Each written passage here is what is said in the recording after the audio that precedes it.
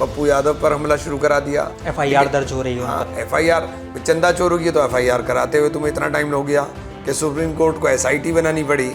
आप लगातार झूठ बोलते रहे कि हमने SIT बना दी। जब सुप्रीम कोर्ट ने पूछा आपने SIT बना दी तो कहा कि नहीं बनाई। देश के अंदर लोगों की समझ में आ रहा है हिंदू मुस्लिम से लोग ऊपर चले गए। अब ये जितना हिंदू मुस्लिम करेंगे उतना इनको नुकसान।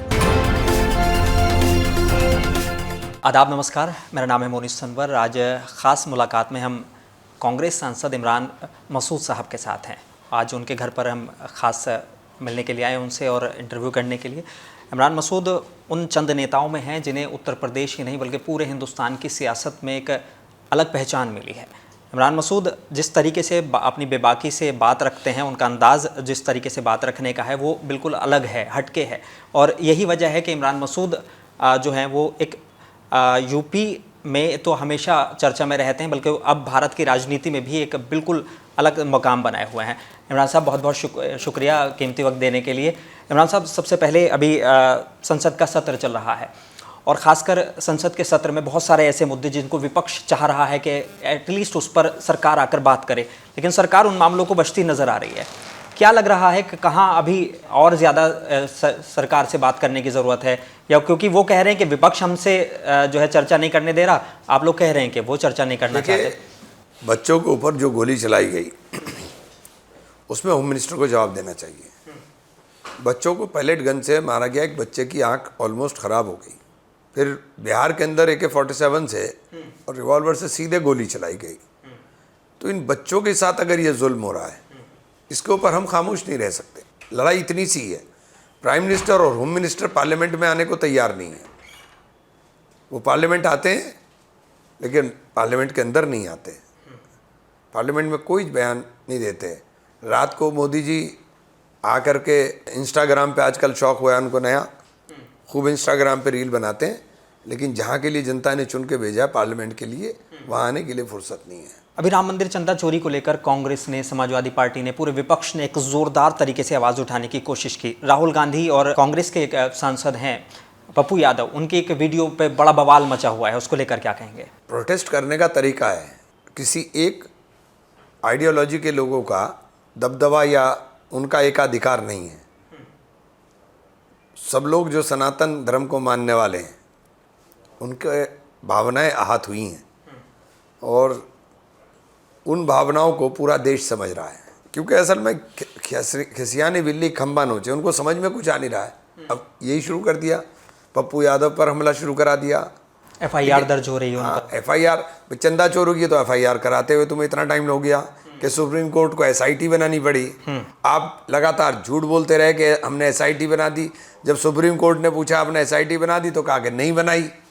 फिर सुप्रीम कोर्ट के निर्देश के बाद SIT बनी। मेरे ख्याल से अब SIT बन गई, अब इसके ऊपर SIT काम करे, उसके बाद ही बात होनी चाहिए। खासकर विपक्ष की इस तरह से बातें सामने आ रही हैं राम मंदिर चंदा चोरी को मामले को लेकर कि कहीं ना कहीं जो बड़े प्लेयर्स हैं इसमें उसको बचाने की कोशिश की जा रही है।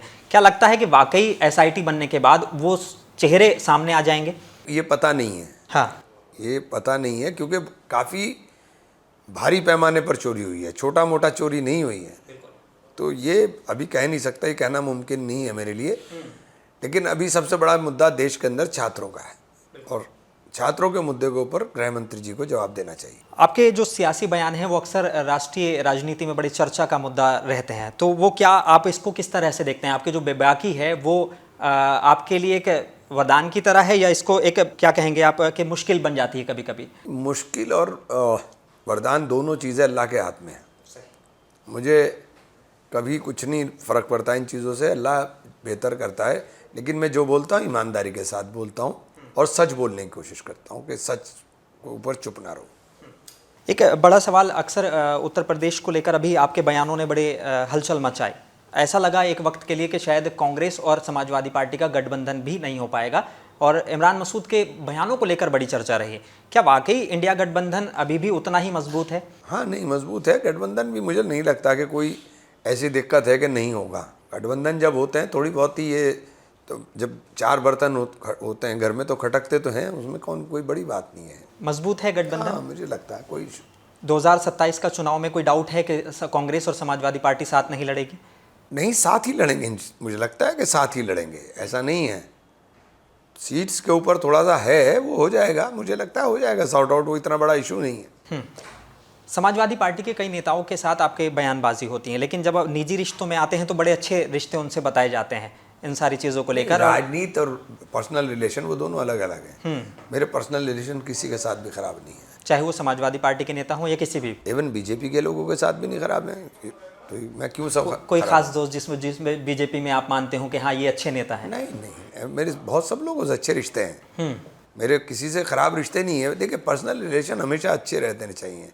राजनीति हमारी कोई दुश्मनी है थोड़ी ही है कि हम दुश्मनी कर रहे हैं, हमारी अपनी आइडियोलॉजी है, हमारी अपनी विचारधारा है, पूरा डट के विरोध करेंगे, सब काम करेंगे, लेकिन ऐसा थोड़ी ना कि हम लोग आपस में लड़ने का काम करेंगे बैठ के, नहीं, कभी भी नहीं। बिहार में उपचुनाव होता है और प्रशांत किशोर उसमें जीत दर्ज करते हैं। मध्य प्रदेश में कांग्रेस के लिए एक अच्छी खबर आती है, तो क्या आने वाले चुनावों के लिए इसको एक विपक्ष के लिए एक पॉजिटिव माहौल माना जाए? देखिए देश में माहौल बदल रहा है, ठीक है, देश के अंदर लोगों की समझ में आ रहा है हिंदू मुस्लिम से लोग ऊपर चले गए अब।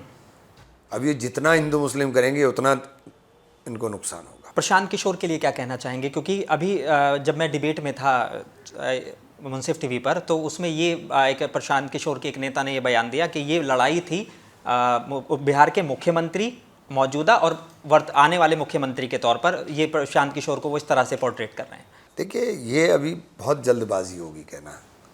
यूपी के जो कांग्रेस के प्रदेश अध्यक्ष हैं, जब आपके बयानों को लेकर बड़ी चर्चा हुई तो उन्होंने खुला तौर पे समर्थन कहा कि नहीं, इमरान मसूद जो हैं वो हमारे बड़े। हमारी पार्टी एक है, हमारी पार्टी एक है, हमारी पार्टी में कोई मतभेद नहीं है किसी में भी, सब लोग हम एक हैं।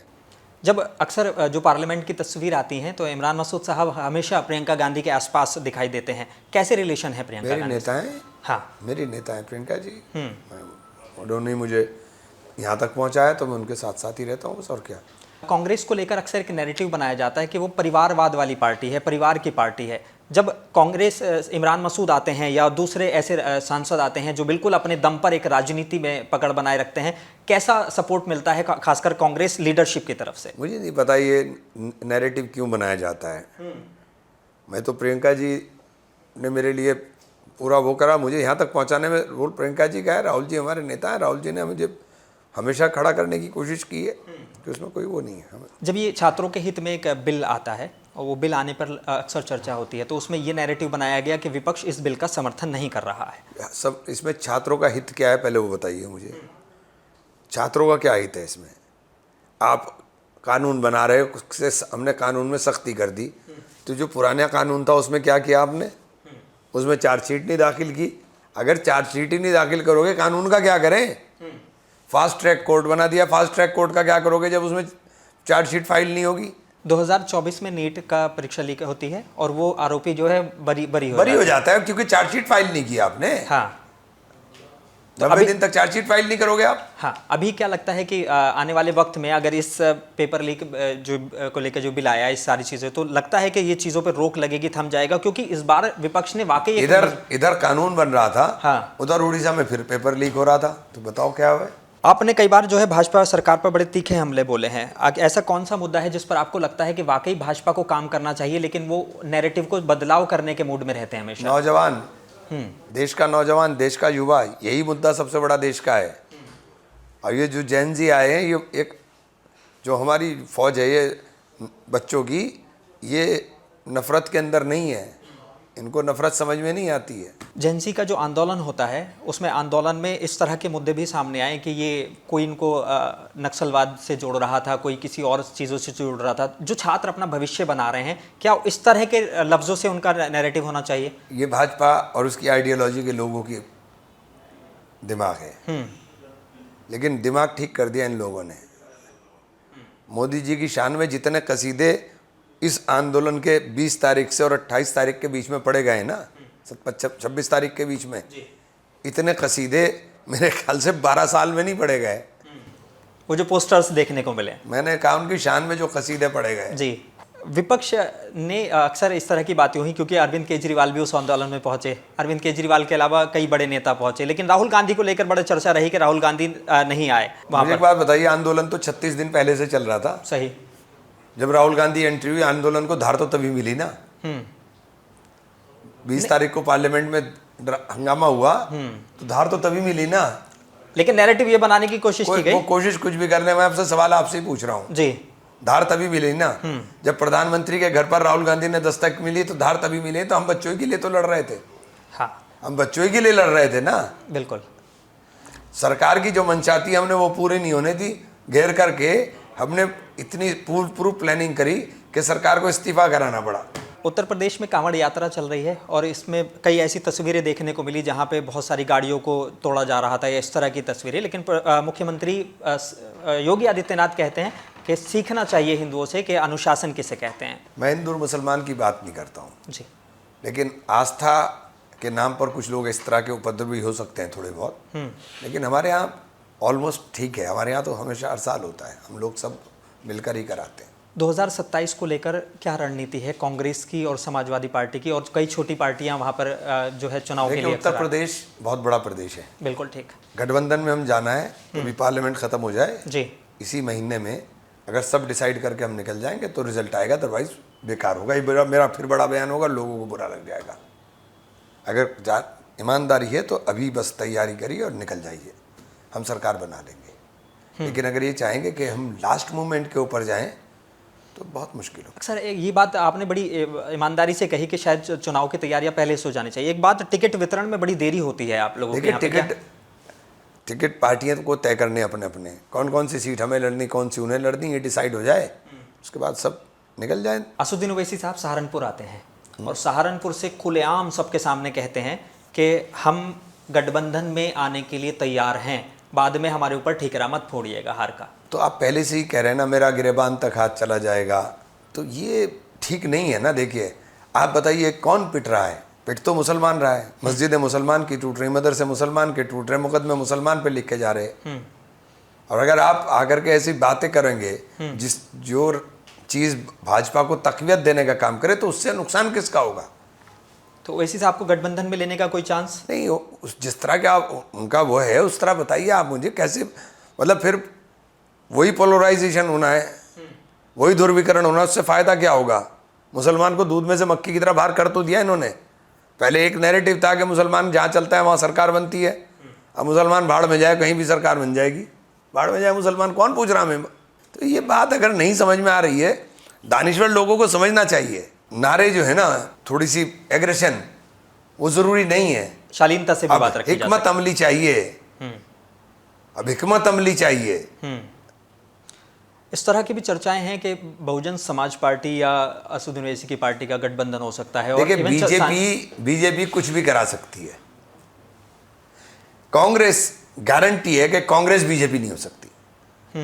बाकी कोई कुछ भी कर सकता है। अक्सर जो है इन सारी चीज़ों को लेकर चर्चा चलती है। इस मुल्क में राहुल गांधी जी, इस बात की गारंटी है कि उनका कोई मोदी के साथ लिंक नहीं हो सकता है।